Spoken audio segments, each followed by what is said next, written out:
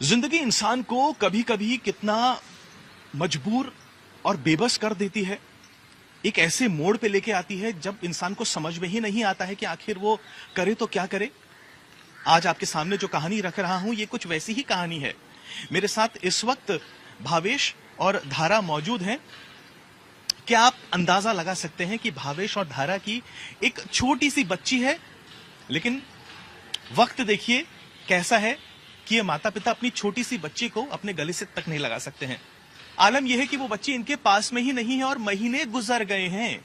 Germany से लेकर India तक ये माता पिता लड़ रहे हैं, गुहार लगा रहे हैं कि इनकी छोटी सी बच्ची इन्हें वापस मिल जाए। मैं आपसे जानना चाहता हूं, आपकी बच्ची का नाम अरिहा है। पहले ये बताइए कि आज के दिन वो कितनी बड़ी है, कितनी उसकी उम्र है और वो आपके पास क्यों नहीं है? अरिया अभी 2 साल की हो गई है और वो पिछले 18 महीने से जर्मन चाइल्ड सर्विसेज के पास है और उसे चोट लग गई थी, जेनेटल इंजरी थी, तो उस हिसाब से हम लोग उसको डॉक्टर के पास लेके गए थे। और तभी ये मैं आपको यहाँ पर रोकना इसलिए चाहूंगा क्योंकि एक बड़ा गंभीर आरोप लग गया धारा। ये कहा कि सेक्सुअल अब्यूज हो गया ये इतनी छोटी सी बच्ची के साथ। आप लोग क्या कहना चाहेंगे इस पर? देखिए, पहले तो बोलेंगे अगर किसी ने पहले तो इतनी छोटी बच्ची से, कोई 7 महीने की उम्र थी, कोई कुछ करेगा नहीं। हम हमारी बच्ची के साथ ऐसा क्यों करेंगे? और हम खुद हॉस्पिटल लेके गए। कोई अगर कुछ गलत करेगा तो वो छुपाने की कोशिश करेगा, वो खुद डॉक्टर के पास नहीं जाएंगे। हम खुद उसे उसके पीडियाट्रिशियन के पास हॉस्पिटल हम खुद लेके गए। तो इससे ज्यादा तो हम क्या बोलेंगे कि ये हमारा, हम सच्चे हैं इसलिए तो हम गए थे। तो आपको भी अंदाजा था जब इंजरी हो गई वो किस तरीके की इंजरी है, क्या नेचर है उस इंजरी का, क्या आपको भी पता था? जी नहीं, हमने बच्चे के डायपर में ब्लड देखा और हम डॉक्टर के पास लेके गए। अच्छा। जी, फिर because of nature of the injury उन्होंने सीधा सस्पेक्ट किया sexual abuse of the child. जब बच्ची को वो लोग उन्होंने हमारी कस्टडी से ले लिया तब हमें नहीं पता था उन्होंने क्या सस्पेक्ट किया। हमें बाद में पता चला। जैसे हमें पता चला हम वॉलंटरीली हमारा डीएनए दे के आ गए ताकि सारी प्रोसेस स्पीड अप हो, जल्दी उनको क्लियर। पूरा मेडिकल रिपोर्ट्स आने के बाद, पुलिस इन्वेस्टिगेशन के बाद, सारी चीजें होने के बाद sexual abuse of the child का जो सस्पेक्शन था वो पब्लिक प्रोसिक्यूटर ऑफिस से विदाउट एनी चार्जेस फरवरी 2022 में बंद हो चुका है। और जो हॉस्पिटल ने शंका डाली थी कि बच्ची के साथ ऐसा कुछ हुआ है, वो हॉस्पिटल के एक्सपर्ट ने खुद एक रिपोर्ट में लिख दिया है कि बच्चे, वो उन्होंने रूल आउट कर दिया है कि बच्चे के साथ सेक्सुअल अब्यूज नहीं हुआ। बावजूद इसके धारा की और भावेश की स्ट्रगल है अपने बच्चे को देखने की, अपने बच्चे को गोद में लेने की, वो अभी भी चल ही रही है। बर्लिन चाइल्ड केयर जो ये इंस्टीट्यूट है इसने तो सिविल केस भी डाल दिया है। शायद जो पेरेंटल सर्टिफिकेट कुछ होता है वो भी कहा है कि ना दिया जाए। थोड़ा जानकारी दीजिए। नहीं, उन्होंने ये केस डाला है कि पेरेंट की जो कस्टडी है वो पूरी टर्मिनेट करनी चाहिए। तो हम लोग उसके लिए कोर्ट में गए थे और कोर्ट ने हमें ये बोला था कि लाइक हमारा साइकोलॉजिकल इवैल्यूएशन, जिसको पेरेंटल एबिलिटी रिपोर्ट बोलते हैं, वो होना चाहिए। वो रिपोर्ट आ गया है दिसंबर में और अभी साइकोलॉजिस्ट ने ये रिकमेंड किया है कि लाइक आइदर पेरेंट्स कोई भी बच्चे के साथ रह सकता है और आइदर पेरेंट रह सकता है और पेरेंट चाइल्ड फैसिलिटी में रह सकता है। और पेरेंट चाइल्ड फैसिलिटी में इसलिए रखने को बोला क्योंकि माँ बाप को आर्या के ग्रोइंग नीड्स नहीं समझ में आ रहा। और ग्रोइंग नीड्स में क्या कि जैसे उसको खेलना है उसको खेलने देते, जितना खाना है खाने देते और ये सब चीज के लिए डिसिप्लिन में नहीं रखते। तो उनको डिसिप्लिन सीखने की जरूरत है और डिसिप्लिन सीखने के लिए उनको पेरेंट चाइल्ड फैसिलिटी में रहना चाहिए, जहाँ पे उनको आर्या 3 साल की हो जाती है या 6 साल की हो जाती है तब तक रहना चाहिए। और फिर आर्या को पूछना चाहिए कि आर्या को किधर रहना है और फिर डिसाइड करना है। मतलब कोर्ट वापस आर्या को पूछेगी थोड़े टाइम के बाद, 3 साल के बाद, 6 साल के बाद, कि आर्या को मम्मी पापा के पास रहना है या फॉस्टर केयर में रहना, और फिर लोग डिसाइड करेंगे कि आर्या का। और इन द इंटरम आपका ये कहना है कि उसकी जो रिलीजियस और उसकी जो कल्चरल आइडेंटिटी है वो आहत हो रही है, उसको प्रिजर्व नहीं किया जा रहा। हाँ, क्योंकि हम लोग ने उनको जब जनवरी में हमें पता चला कि लाइक कोर्ट ने हमें बोला कि ये पेरेंटल एबिलिटी रिपोर्ट और ये सब चीज ट्रायल खत्म होने में 1 साल लग सकता है। तो हम लोग घबरा गए कि 1 साल अगर बच्ची हमारे पास रहेगी नहीं तो उससे लैंग्वेज, कल्चर या कुछ भी समझ में नहीं आएगा। इसके लिए हम लोग उनको घड़ी रिक्वेस्ट भी किया कि लाइक आप इसको लैंग्वेज सिखाओ, कोई इंडियन लैंग्वेज सिखाओ, हिंदी और इधर गुजराती, और उसको उसका कल्चर भी समझ सके उसका भी कोई प्रबंध करे, या फिर हम हेल्प करेंगे, क्योंकि जर्मनी बर्लिन में बहुत सारे फेस्टिवल्स होते हैं, जैसे अभी रिसेंटली होली भी होने वाला है, तो हमने उनको बहुत बार बोला था कि सब फेस्टिवल में हमारे कोई फ्रेंड्स है, फ्रेंड्स खुद हेल्प करेंगे कि आर्या को कल्चर पता चले अपना। उन लोग ने कोई चीज नहीं सुना और उसको अभी खाली जर्मन आता है, उसको इंडियन कल्चर के बारे में कुछ नॉलेज नहीं है, और वो बच्ची खाली जर्मन में बात करती है और उसको इंडिया के बारे में कोई आइडिया नहीं है। और मैं इसमें ऐड करना चाहूंगी, ये बच्ची को उसकी भाषा सीखना, उसकी संस्कृति सीखना, इंडिया के बारे में जानना, वो उसका अधिकार है। इसलिए नहीं कि हम बोल रहे हैं, वो उसका राइट है, तो उसको उसका राइट मिलना चाहिए। फिर वो हमारे साथ रहे, जर्मनी में रहे, किसी और के पास है, ये उसका बर्थ राइट है कि उसको उसकी आइडेंटिटी, उसको उसकी हेरिटेज पता हो, तो वो उसके हक के लिए उसको समझना और जानना चाहिए। और दूसरी हमारी ये रिक्वेस्ट क्यों थी कि ये कराया जाए, क्योंकि वहाँ पे कंटिन्यूटी प्रिंसिपल की एक चीज है जो जर्मन चाइल्ड सर्विसेज अभी यूज कर रही है।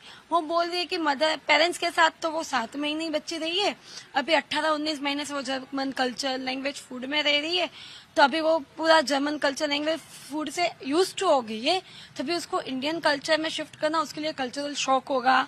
तो उसकी कंटिन्यूटी के लिए बहुत जरूरी है कि अभी वो जर्मन फॉस्टर केयर में रखा जाए।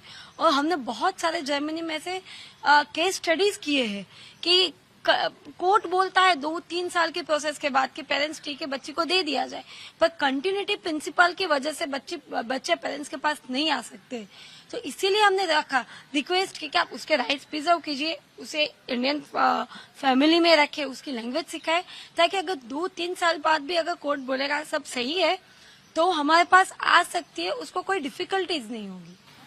इस वक्त तो अंदाजा भी नहीं लगाया जा सकता कि आप कितने मजबूर होंगे, किस दुख से गुजर रहे होंगे।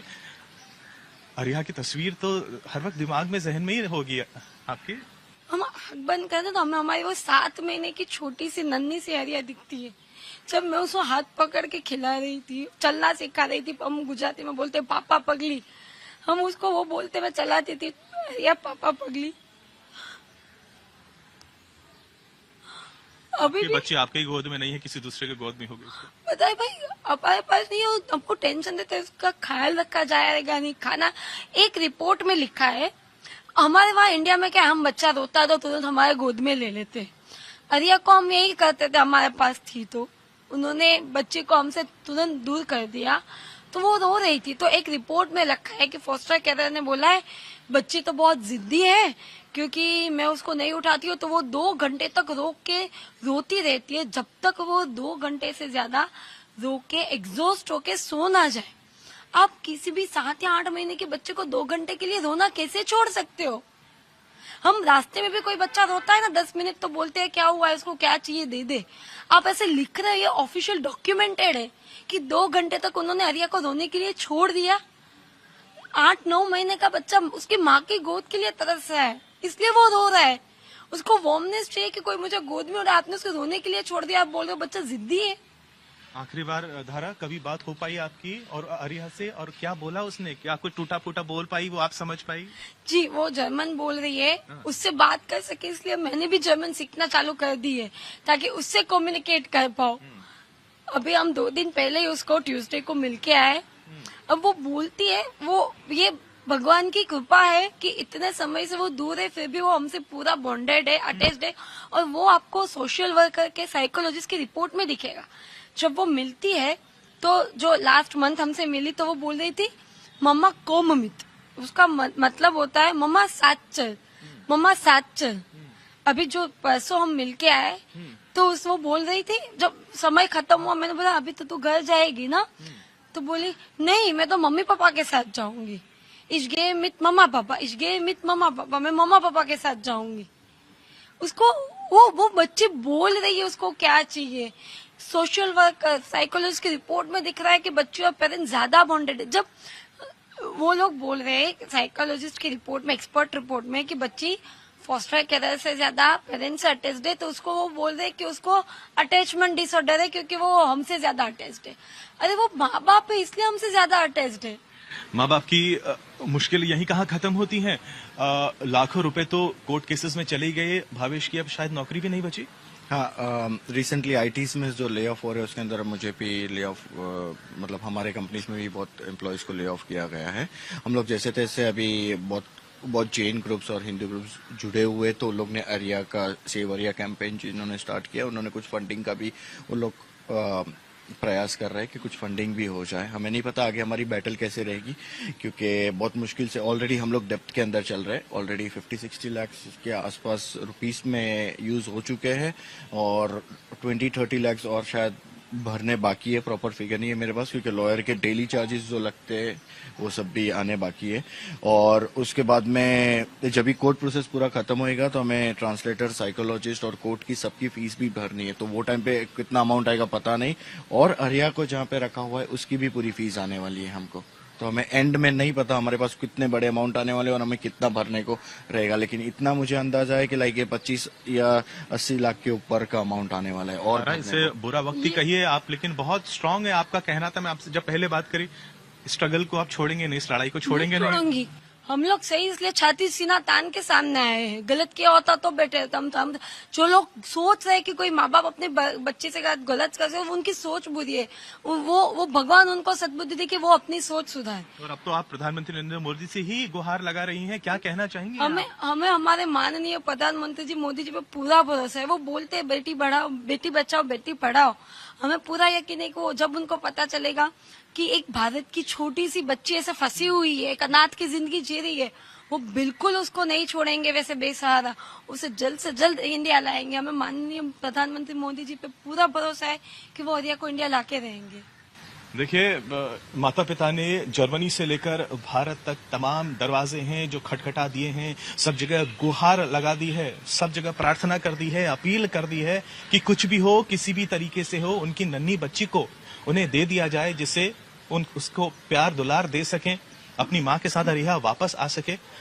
हम यही दुआ करते हैं, यही प्रार्थना करते हैं कि आपकी प्यारी सी बच्ची आपको एक बार वापस फिर से मिल जाए और आप ये जो इतना स्ट्रगल कर रहे हैं, आपने जो जद्दोजहद कर रहे हैं, वो सफल हो जाए, नन्ही अरिया आपको वापस मिल जाए। बस आप प्रार्थना कीजिए। कैमरा पर्सन महेश मौर्य के साथ पंकज उपाध्याय, मुंबई, आज तक।